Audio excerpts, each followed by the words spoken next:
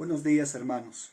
Es una alegría para mí compartir este tiempo con ustedes, el tiempo de la meditación de la palabra.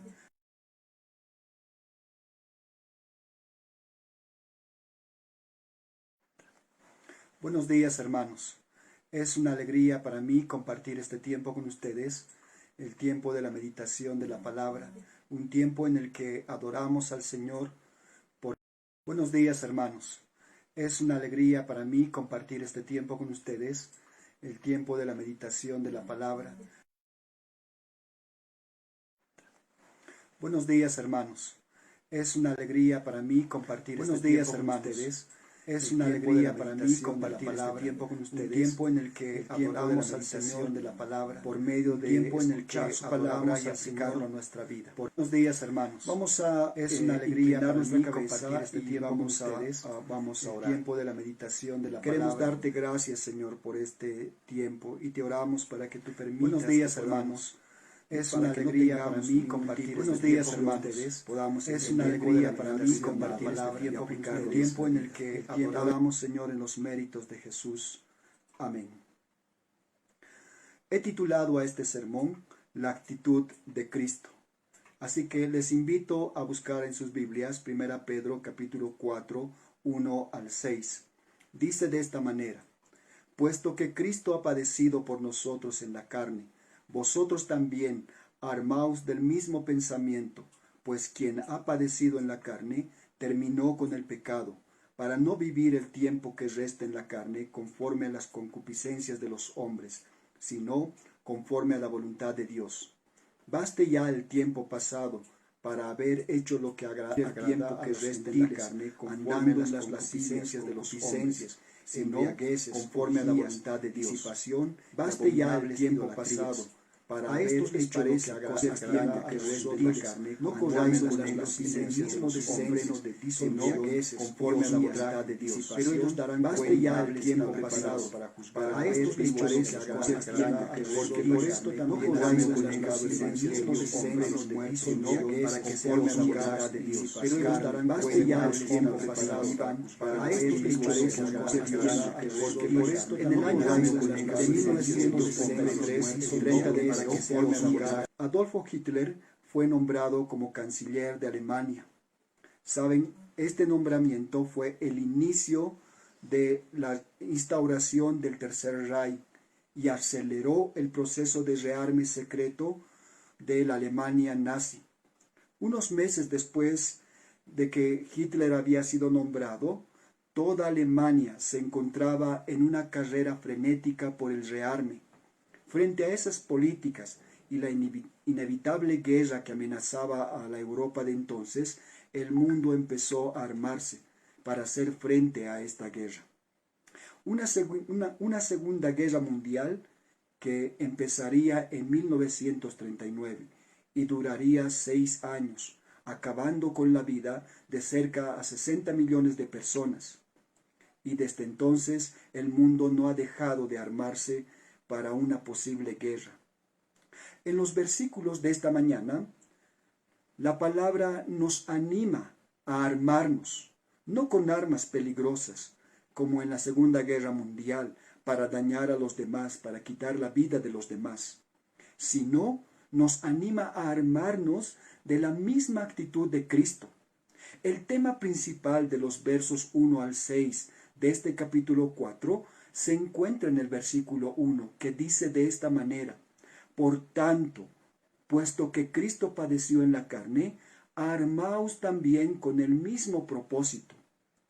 Está diciendo que la muerte de Jesucristo en la cruz, ¿no?, para liberarnos de la maldición del pecado y de su poder, es la causa para armarnos con esa misma actitud. Pero ¿qué significa armarse de la mente o la actitud de Cristo? Quiero leer lo que dice la Biblia Nueva Traducción Viviente. Dice de esta manera: por lo tanto, ya que Cristo sufrió dolor en su cuerpo, ustedes prepárense adoptando la misma actitud que tuvo Él y estén listos para sufrir también. ¿Puedes notar lo que está diciendo? Cuando la Biblia nos invita a armarnos de la misma actitud de Cristo, nos está diciendo, estén listos para sufrir también, estén preparados, porque esto es lo que podría pasarles.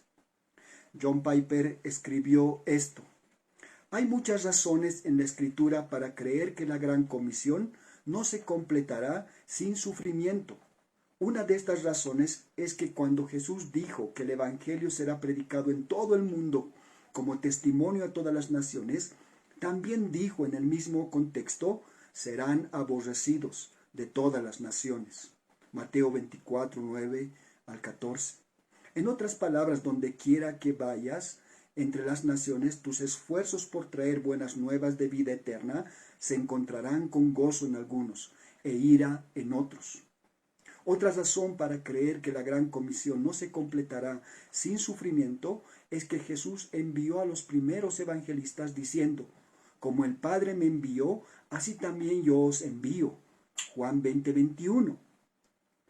Y dijo también en Mateo 10, 25, si al maestro de la casa han llamado Belcebú, ¿cuánto más a los miembros de su casa? Así que el llamado que tenemos para cumplir Mateo 28, 19, que es la gran comisión, es un llamado al sufrimiento. La operación de rescate de Dios contiene este llamado. Sé que quiero ser parte de ese llamado y sé que tú también quieres ser parte de ese llamado. Por eso, 1 Pedro es tan relevante para nosotros hoy. Su objetivo principal es ayudar a los cristianos a soportar el sufrimiento y elegir el sufrimiento sobre el pecado y el silencio. Y para esto somos animados. Por eso nos dice, armaos de la misma actitud de Cristo. Pero ¿qué significa armarse de la misma mente o la misma actitud de Cristo? En primer lugar, significa vivir conforme a la voluntad de Dios. Cuando pensamos en la voluntad de Dios, surge la vieja pregunta, ¿cómo puedo conocer la voluntad de Dios? Algunos quisieran que Dios escribiera su voluntad para su vida en una pared, o una voz audible les dijera qué deben hacer. Leamos lo que tiene que decir el versículo 1 y el 2. Dice, vosotros también armaos del mismo pensamiento, pues quien ha padecido en la carne, terminó con el pecado, para no vivir el tiempo que resta en la carne, conforme a las concupiscencias de los hombres, sino conforme a la voluntad de Dios. En este versículo nosotros podemos ver claramente que la voluntad de Dios está en directa oposición a las concupiscencias de los hombres, o a los malos deseos, o a los deseos pecaminosos de los hombres, ¿no? Está en oposición directa. Entonces, toda acción que es claramente pecaminosa no es la voluntad de Dios. El apóstol Pedro, en esta misma carta, en 1 Pedro 2:15, él dijo, la voluntad de Dios es que ustedes practiquen el bien, para que así hagan callar la ignorancia de la gente insensata. Por tanto, armarse del mismo pensamiento, de la misma actitud de Cristo, es hacer la voluntad de Dios, y al hacer la voluntad de Dios es romper con el pecado. Si confías en Dios lo suficiente como para sufrir por hacer lo que es correcto, entonces has hecho una ruptura decisiva con el pecado. En otras palabras, elige el sufrimiento, porque si no lo haces, estarás eligiendo el pecado. 1 Pedro 3:17 dice, porque mejor es que padezcáis haciendo el bien, si la voluntad de Dios así lo quiere, que haciendo el mal. Si eliges romper con el pecado, demostrarás que tu esclavitud al pecado se ha roto. Tengan el pensamiento en su cabeza de Cristo. Es digno de sufrir por Él. Vive esa convicción cuando tienes que elegir entre el sufrimiento y el pecado. Vive esta misma actitud. Estoy seguro que hay muchas situaciones donde enfrentamos el sufrimiento por un lado y el seguir pecando por el otro. Pablo enfrentó esta realidad en su encuentro con Jesús camino a Damasco. Su llamado, el llamado que Jesús le estaba haciendo a Pablo, es un llamado al sufrimiento por causa de Cristo. En Hechos capítulo 9, Jesús le dice a Ananías, ¿no?, que vaya al encuentro de Pablo, y le dice que va a ser instrumento. Y dice, yo le enseñaré cuánto le es necesario padecer por causa de mi nombre. Entonces el llamado de Jesús a Pablo era un llamado al sufrimiento. Pero Pablo podía haberse negado y continuar persiguiendo a los cristianos. Podía haber dicho, no quiero ese llamado, porque es un llamado difícil, así que voy a seguir persiguiendo a los cristianos. Y si eso hubiera hecho él, estaría eligiendo el pecado en el lugar del sufrimiento. No sé qué situaciones estás enfrentando hoy. Quizás estás en una situación parecida, enfrentando el sufrimiento por causa del Evangelio o seguir pecando en la comodidad de tus actos. Cuando sufres por hacer lo correcto, es una señal de que estás renunciando a los deseos humanos pecaminosos y estás aceptando la voluntad de Dios como un valor superior en tu vida. Así que por el bien de la justicia y la libertad del pecado, armaos con esta misma actitud de Cristo. ¿Qué significa, en segundo lugar, armarse de la mente de Cristo? Significa vivir dejando nuestra propia voluntad.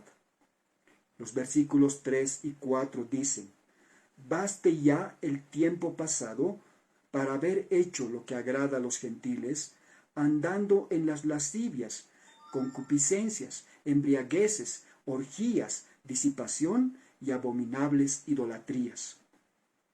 He escuchado decir a muchas personas que necesitan un tiempo más para dejar de hacer cosas que son pecaminosas. Es frecuente esa clase de pensamiento. Es como esto. Los padres, ¿no?, abandonan a su familia en busca de una mejor paga y las razones, las deudas, y se dicen a sí mismos, solo es hasta que paguemos la deuda y luego regreso al lado de mi familia. Cuando logran pagar su deuda, ¿no?, entonces dicen, puedo quedarme un tiempo más para poder juntar plata y comprar la casa que necesitamos. Cuando logra juntar la plata para comprar esta casita que habían soñado, entonces se dice, puedo trabajar un poco más para ahorrar para la vejez. Entonces empiezan así a alargar año tras año y año tras año, llegando a un punto en el que dicen, he vivido tanto tiempo lejos de mi familia que creo que es mejor vivir solo. En el fondo, nunca fue la deuda, ni la casita soñada, ni el ahorro para la vejez. Así es con el pecado. Si no estás dispuesto a romper de una vez por todas, vivirás esclavizado por esos deseos pecaminosos.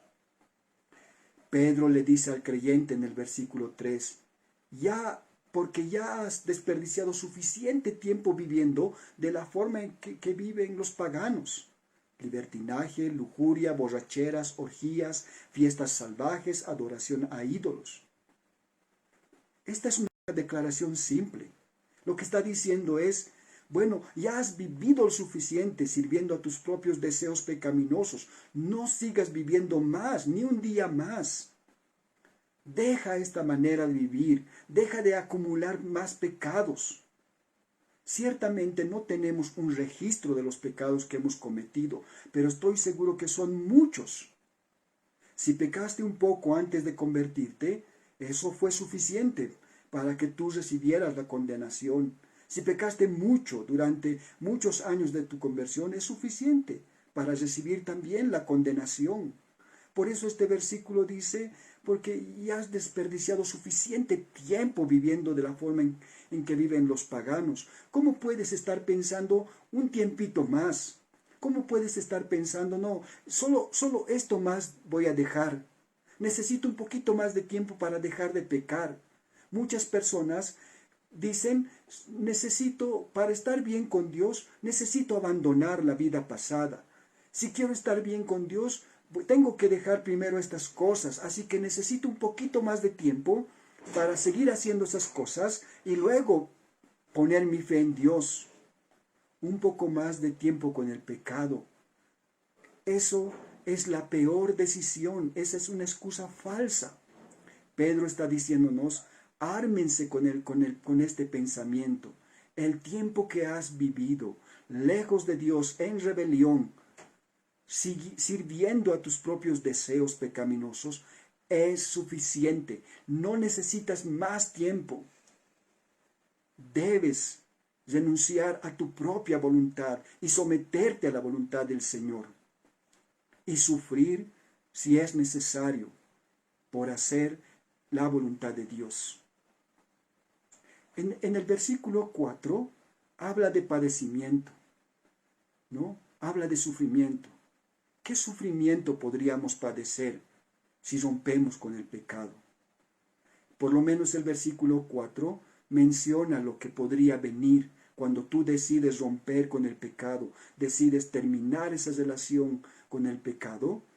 El versículo 4 dice que podría venir un sufrimiento. Leamos lo que dice el 4. A ellos, ¿no?, les parece extraño. ¿Quiénes son ellos? Son aquellos con los que pecabas. Son aquellos que disfrutaban de las acciones pecaminosas que tú y ellos hacían.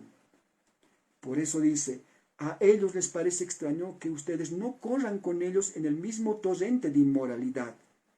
Y por eso los insultan a ustedes. La Reina Valera utiliza la palabra ultrajan, ¿no? Es que para las personas que no son creyentes, cuando tú decides romper con el pecado, decides arrepentirte de tus pecados y someterte a la voluntad de Dios y a su gracia misericordia, a los demás ven esto como una acción totalmente extraña. Inclusive se ofenden porque tú no estás haciendo lo que hacías antes con ellos. Entonces ellos no solamente ven esto como una actitud extraña, sino que empiezan ellos a actuar de mala manera porque has decidido abandonarlos. Te insultarán, te difamarán, dirán mentiras de tu honor en público. Eso es lo que hicieron los judíos con Pablo y la predicación del Evangelio. Hechos 14 nos cuenta que en la ciudad de Iconio, los judíos de Antioquía y los de Iconio persuadieron a la multitud para apedrear a Pablo. Lo difamaron, lo acusaron, hicieron que las personas cogieran piedras y empezaron a apedrearlo, dice. Hasta pensaron que estaba muerto porque lo arrastraron fuera de la ciudad totalmente inconsciente. Pero la Biblia nos cuenta que no estaba muerto y que recuperándose, él se fue a la ciudad siguiente de Derbe para continuar predicando.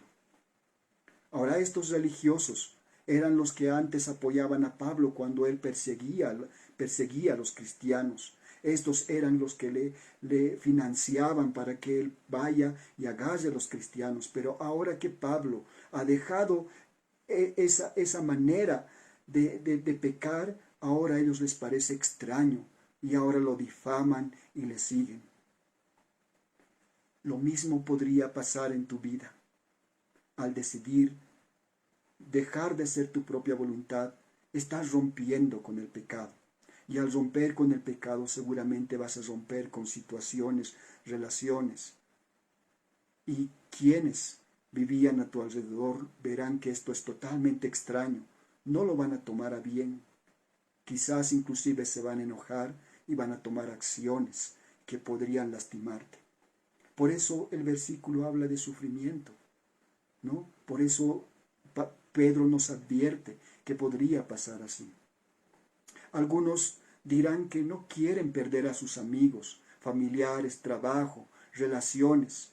Puedes pensar que todos ellos son mejores que Cristo. Sabes, no te confundas. Jesús es más valioso que cualquier persona, situación o relación. C.S. Lewis dijo: somos criaturas desganadas que pasamos el tiempo jugando con la sexualidad, con las bebidas y con la ambición, cuando lo que se nos ofrece es un gozo infinito.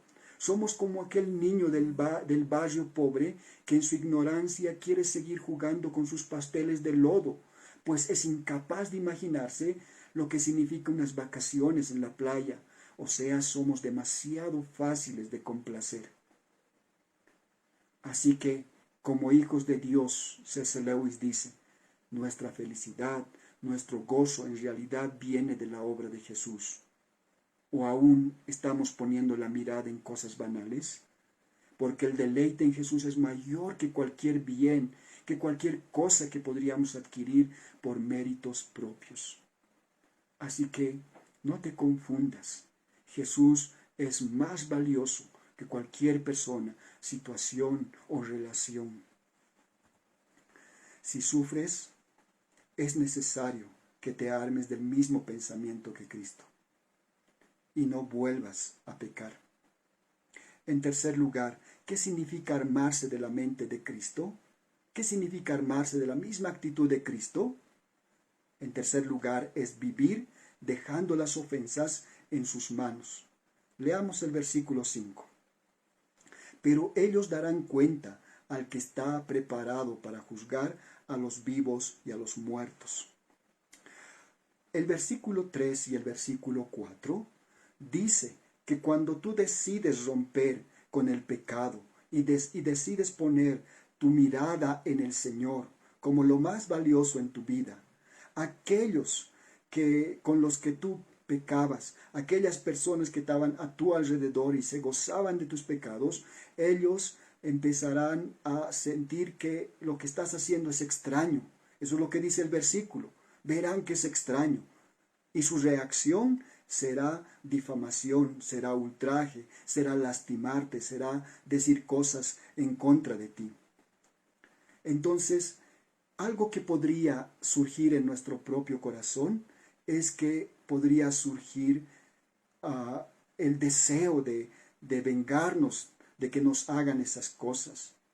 Quizás puede nacer en nuestro propio corazón resentimiento, porque estas personas, en lugar de aplaudir nuestra decisión al dejar el pecado, están enojadas y están difamándonos y están lastimándonos diciendo mentiras. Puede surgir en nosotros deseos de venganza o de querer que haya justicia de una vez. Por eso el versículo 5 es un versículo de esperanza. Pero ellos darán cuenta al que está preparado para juzgar a los vivos y a los muertos. No debes dejar que tu mente se llene de deseos malos por estas personas. Solo debes recordar que ellos no tienen la última palabra. El versículo dice que Dios está listo para juzgar y pedir cuentas, y Él lo hará mucho mejor que nosotros. Los que difaman o los que nos ultrajan darán cuenta a aquel que está listo para juzgar. Una de las mayores tentaciones cuando sufrimos por hacer lo correcto, por hacer el bien y someternos a la voluntad de Dios, es gritar que es injusto. Es gritar que necesitamos que se nos haga justicia. Es pedir a la persona que aclare, es pedirle cuentas a las personas. Puede haber ocasiones en que es correcto pedir cuentas. Los padres deben hacerlo con los hijos desobedientes. Los policías deben hacerlo con los ciudadanos que violan la ley. Los empleadores deben hacerlo para los empleados holgazanes. Los ancianos de la iglesia deben hacerlo en la disciplina de la iglesia. Pero en la mayoría de las veces, cuando sufrimos por causa de la verdad, ¿no? La voluntad de Dios no es que hagas el llamado a rendir cuentas, no es que trates de que de alguna vez ellos sean llevados a la justicia para que rediman tu nombre o para que aclaren las difamaciones, sino que en la mayoría de las veces debes entregar al que juzga con justicia. Ellos darán cuenta a Dios. No siempre encontraremos justicia frente a estas difamaciones, frente a estas situaciones. Pablo no encontró justicia en este mundo. Más bien, un emperador tirano lo juzgó como un criminal y lo mandó a la muerte. Lo mismo sucedió con todos los demás. Y es posible que frente a estas difamaciones, frente a estas situaciones dolorosas, quizás no encuentres justicia. Debes entender que ellos darán cuenta a Dios y que nosotros debemos descansar en esta seguridad. Entiendo que tenemos un espíritu justiciero que aboga a gritos para que se nos haga justicia. Queremos que la persona que nos difamó sea castigada ya, pero no ocurre eso. Todo lo contrario, se sale con la suya. Y esto hace hervir de enojo nuestro corazón y nos llena de resentimiento. Por eso el versículo es un consuelo. Los que maltratan a los demás, los que hoy están acallando el Evangelio con acciones injustas, los que están acallando la voz del Evangelio con leyes torcidas, no escaparán. Algunos podrían esperar que la muerte podría rescatar a estas personas del juicio. Pedro dice, Él está listo para juzgar a vivos y a muertos. La muerte no es escape para el pecador. Hebreos 9:27 dice, está establecido que los hombres mueran una sola vez y después el juicio. La mala acción puede ser olvidada por los hombres. Las acciones pecaminosas contra los mártires pueden ser olvidadas por los hombres. Las leyes torcidas que hoy están juzgando las acciones de los creyentes podrían ser olvidadas durante el tiempo. Los hombres pueden olvidar el arrepentimiento que nunca se llevó a cabo. La muerte puede haber venido después de una larga y cómoda vida de pecado en ellos, pero luego viene el juicio ante Dios. Y es un juicio que todo lo recuerda. Así que cuando sufras injustamente y sientas que alguien se sale con la suya, déjalo en las manos de Dios. Él juzgará con justicia a vivos y a muertos. Ármate con este mismo pensamiento.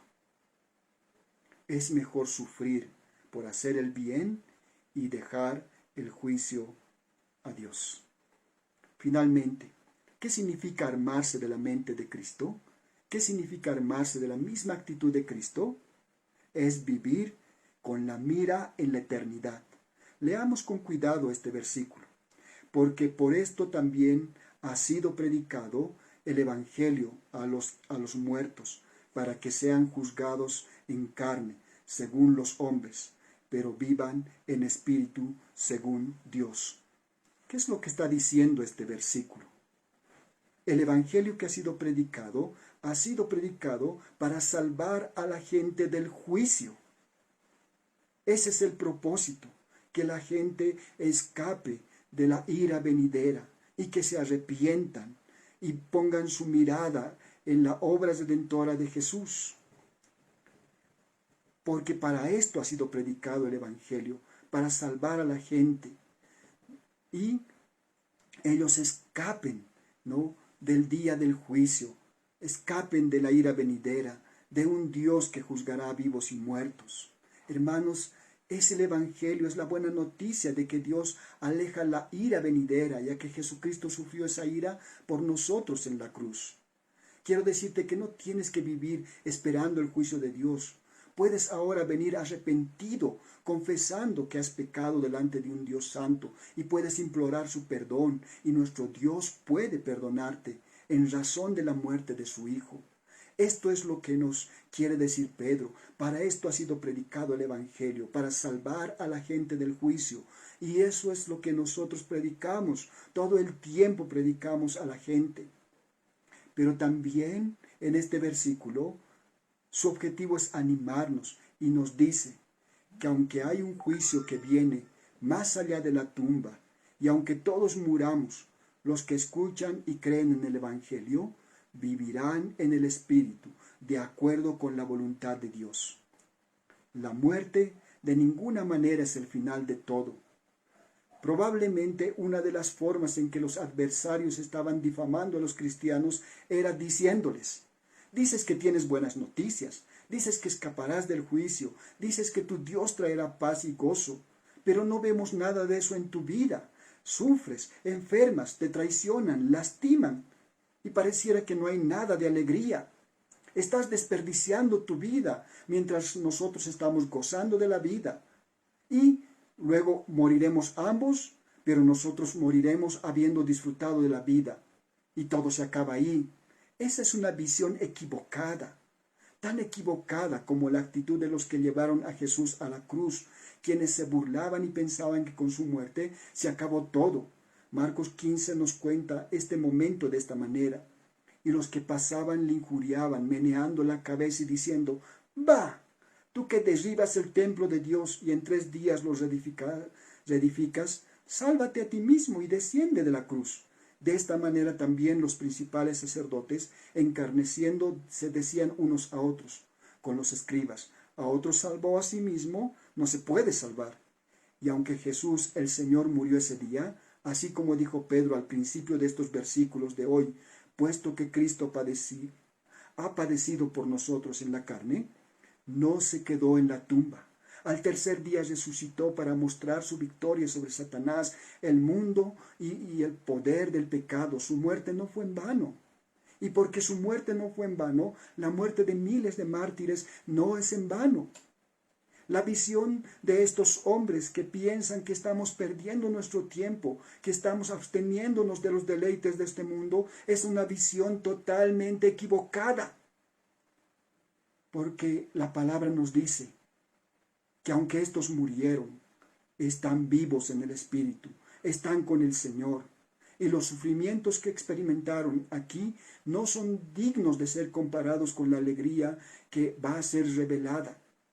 Quiero decirte ahora, el que tú decidas sufrir la presión, la burla, incluso la indiferencia de los demás, aunque te quiten aún la vida, no es en vano. Jesús resucitó al 3er día y, como dijo Pedro, para llevarnos a Dios.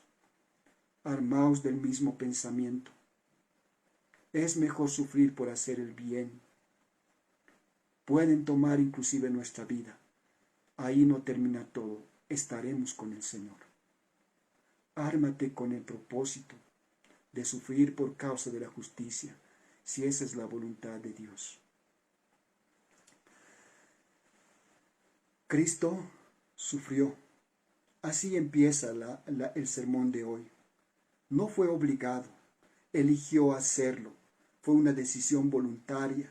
Él dijo: «Nadie me quita la vida, yo la doy por mi propia voluntad». Juan 10:18. Él eligió la voluntad del Padre. Y eso es lo que ahora se nos anima a nosotros. Cuando Pedro nos llama a armarnos del mismo pensamiento, a armarnos de la misma actitud de Cristo. Y esto es para nosotros vivir conforme a la voluntad de Dios. Es vivir dejando nuestra propia voluntad. Es vivir dejando las ofensas en sus manos. Es vivir con la mira en la eternidad. Richard Wurmbrand, en su libro 100 meditaciones en prisión, en esos 14 años que él estuvo como preso por ser un pastor, él escribió lo siguiente: «He aceptado esta propuesta. Los cristianos deben tener la misma vocación que su rey, la de portadores de la cruz. Es esta conciencia de un llamado elevado y de asociación con Jesús lo que trae alegría en las tribulaciones, lo que hace que los cristianos entren en las cárceles por su fe con el gozo de un novio que entra en el salón nupcial». Oremos. Gracias, Señor, por este tiempo y por tu palabra, Señor. Aplícalo, Padre, en nuestras vidas. Amén.